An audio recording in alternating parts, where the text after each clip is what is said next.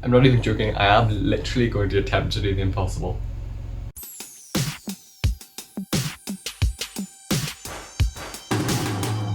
Hey guys, and welcome back to my channel.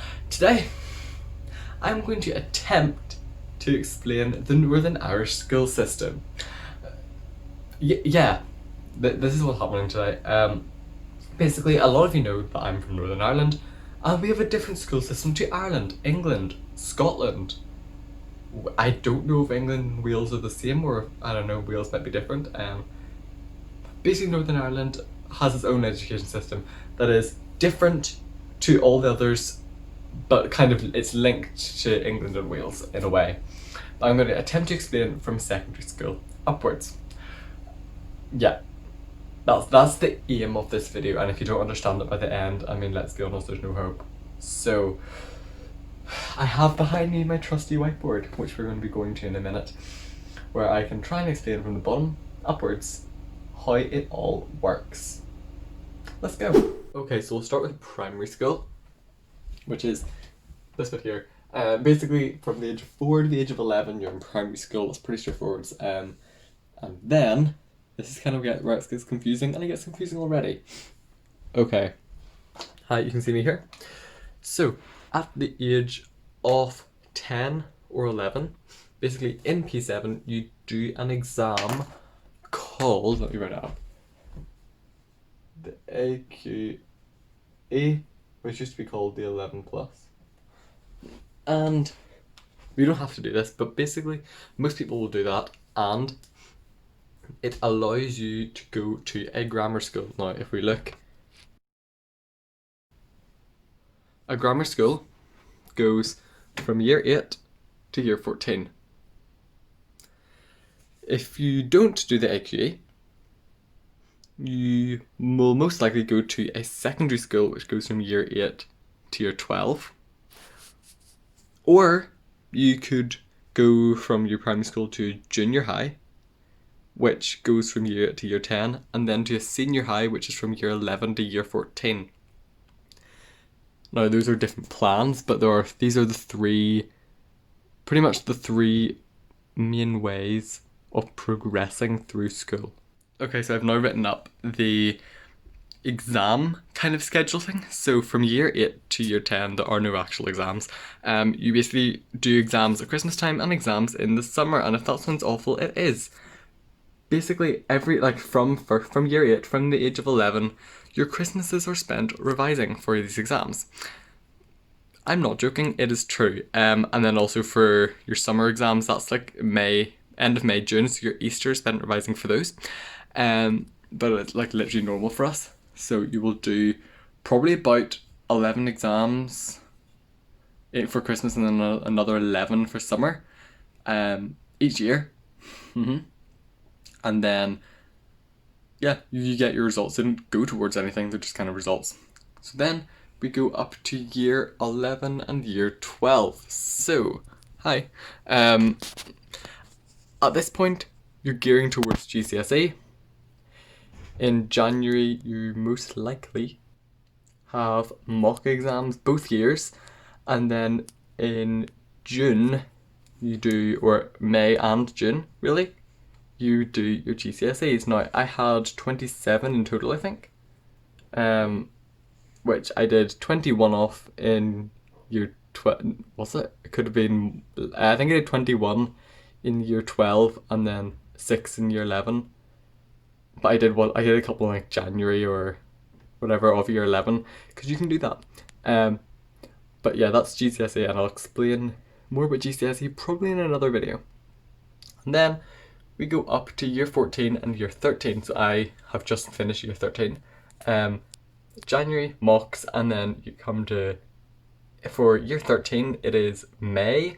You have your AS exams. I was supposed to have 11 of them. Some people will have 4 because they've had coursework to do throughout the year, but I didn't, so I had 11. And then year 14 mocks and your A2, which pretty much all take place in June. And yet again, I will have 11 next year. But some people can have 4 if they, don't have coursework, or you can, if you take 3 subjects instead of 4, you can have less. For depends on what you want to do. But education is only compulsory from year 8 to year 12. As you can see, secondary schools go up to this point. Senior high kind of splits there, and grammar schools also split there. You can leave at the age of 16 to go to tech, which is basically an alternative schooling system where you do different exams which are more applied, and most of the things are not offered in school. So it'd be things like plumbing, being an electrician, sports science. Some sports science courses are offered, but there's some better ones. More information technology kind of stuff like that, health and beauty, that kind of stuff. That just you don't get taught in school, but you can leave here and go that way. Okay, so we've tried to explain kind of the year groups and how that works, but now I'm going to explain about subjects. And you know what, I'll come back around here for this. So, in most schools, from years 8 to year 10, you do everything.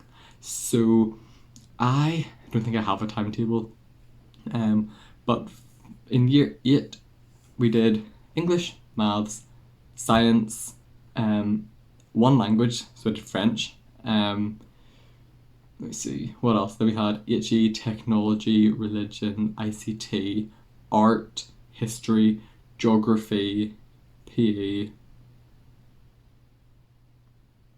There was like employability, kind of personal development class.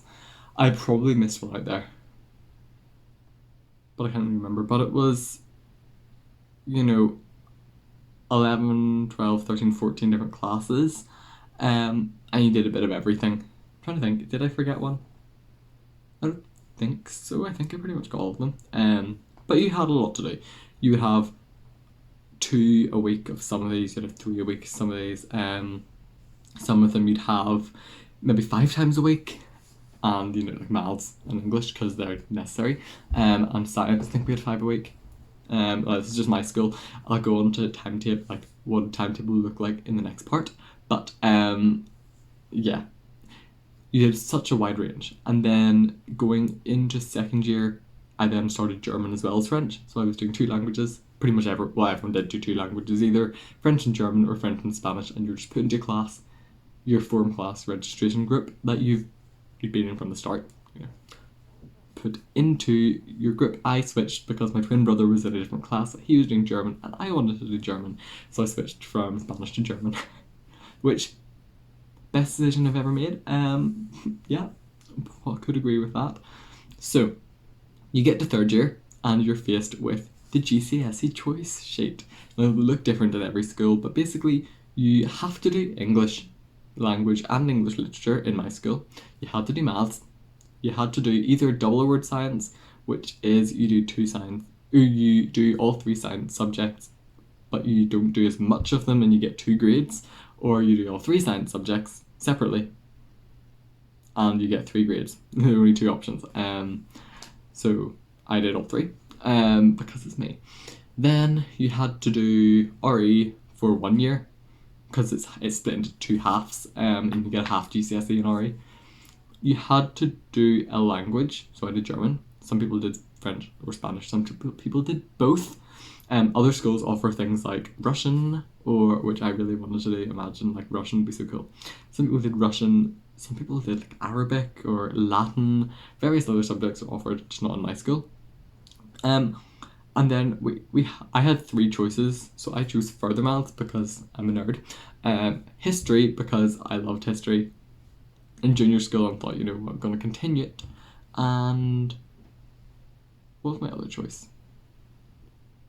Oh yeah, I forgot you did music back in first year. I did music in third year for GCSE, but like outside of school because, you can do that too. What did I choose?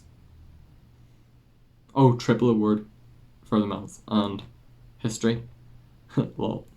So I was doing 11 GCSE subjects, 10 inside school, 1 being RE. And it's a lot. It is actually quite a lot of work. Going through the list being like, yeah, I did all those subjects. And there's a bigger range. There are some more subjects that weren't available at GCSE or weren't available in junior school that are available for GCSE, like business studies and economics, you can really do them. Moving image arts, things like that weren't available back at the start of school, but were when it comes to GCSE. So then you go to A levels, and the premise of A levels is you want to do the best you can, so pick subject you like, and you can either pick 3 or 4. So I picked chemistry, biology, maths, and further maths because that's me. Some people pick English, drama, and history. Some people pick RE, politics, and history. Some people pick chemistry, German, maths, and art. I mean, you can literally do whatever combination of the subjects you want, 3 or 4, as long as they fit into the boxes our school give us. And they were like, you can do one from this, but basically we had a choice sheet where they tried to make sure everyone could do the subjects they wanted to, because if you're stuck doing subjects you don't want to do, you're not going to do well. So yeah, we had 4 subjects, and those are extremely intense, get to work kind of subjects, and that is how subjects work. Okay, so when it comes to timetable, every school is different. Like pretty much every single school is different in this. So my school started at 9 o'clock and ended at 3:25. You may be thinking that's really weird timings, and it is really weird timings, I guess. Why? But anyway, you go to school and you're put, like, whenever you go in, you're just chilling by inside school, and then at 9 o'clock you have to be in your form room, registration room, that kind of thing, basically where you all sit down in a group of, I think my class has 25 people in it. You sit down there and you're marked in as like, Jude, here, or present, or whatever your teacher wants you to say really, but you're just marked in, and this is your group that, like, for example, in first year you're put into these classes and you stay with them through every single class. Then when you get to 4th year you all split off, but you're still with them for registration. So my school goes from A to G.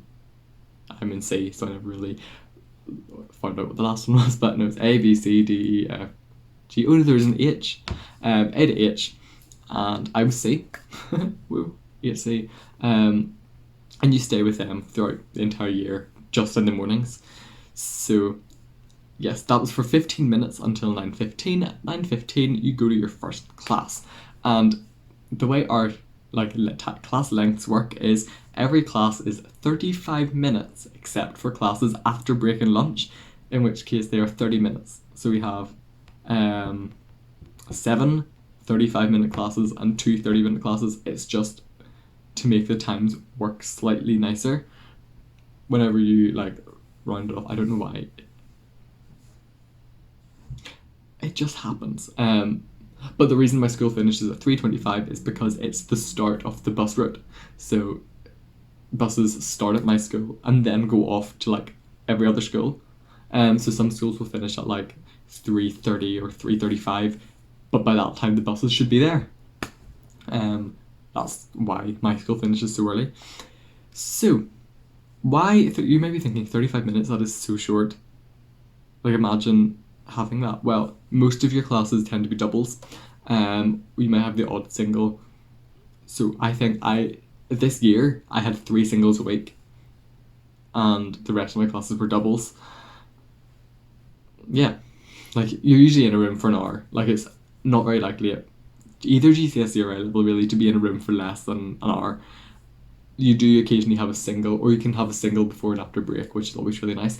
Because it just kind of gives you that time to go in, leave, come back again. It feels like 2 separate classes, but it's really the same thing. So yeah, most science subjects will have always been doubles.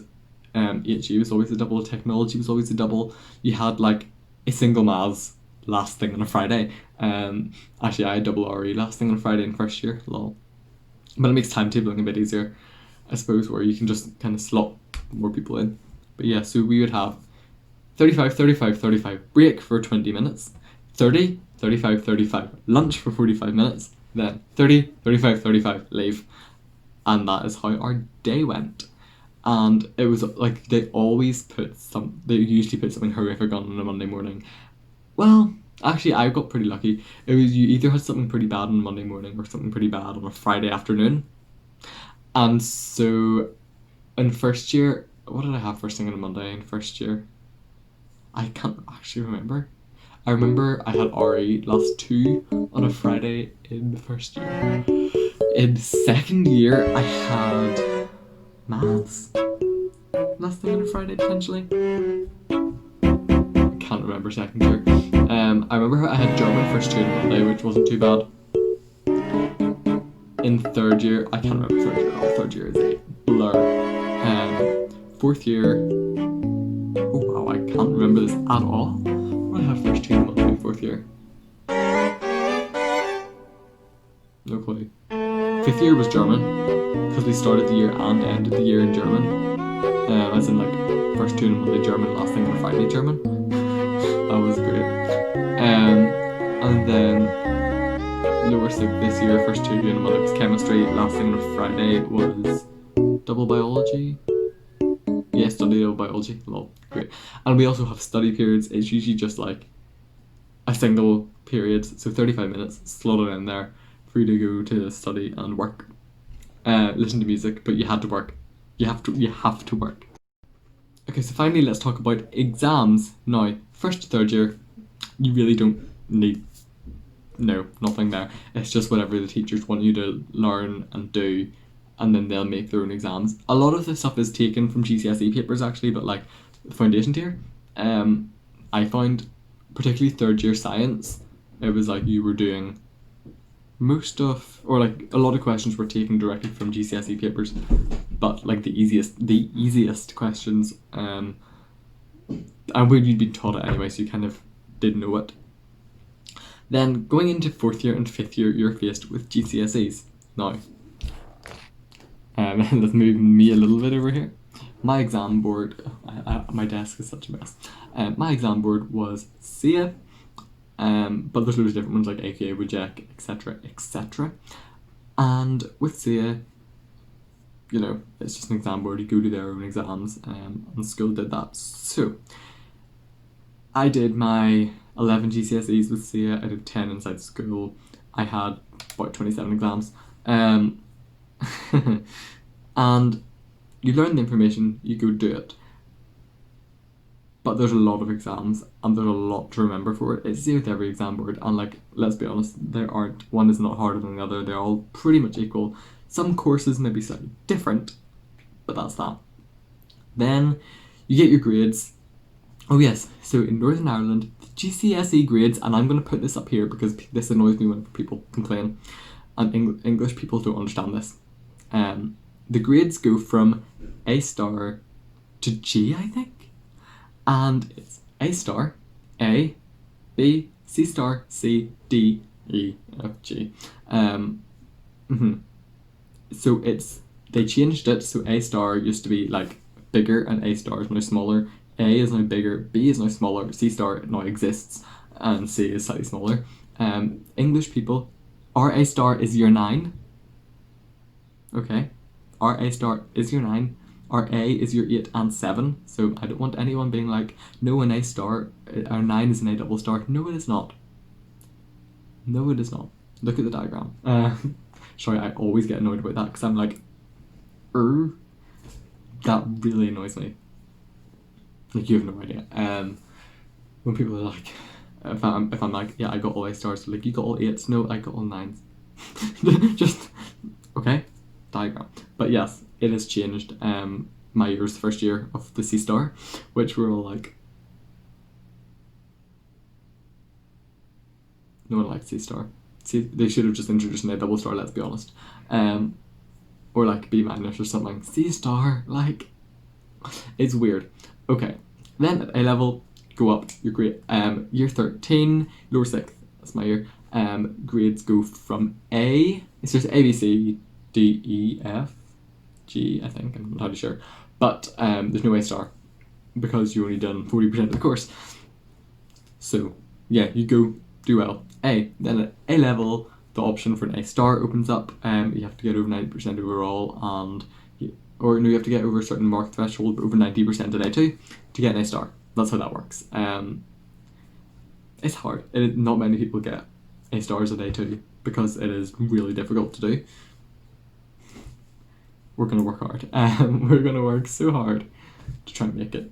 Yeah. So that is how grading works and exams work. A-levels, whole new level. Like, I think I have 3 exams per subject, except for maths when I have 2. And chemistry when I have 4. But I have a practical for chemistry. Oh no, further maths I only have 2 exams too, but the second one is 2 parts. But chemistry I have 4 because I have a practical exam for chemistry. And then biology, you had 7% coursework. Mad. But yeah, that is the school system. So yeah, thank you so much for watching. If you like this video, like, subscribe, leave a comment down below, do all that great stuff. And happy to have you here. I really am. If you want to tell me a bit about your school system, if you're from England, Wales, Scotland, Ireland, anywhere in Europe, America, let me know, because I'm ignorant. I know a bit about, England, I know a bit about Scotland, I know a bit about Ireland, because I have friends down there, but what's your school system like, where you come from? Let me know in the comments down below. But thank you all for watching, and I will see you all again later. Bye.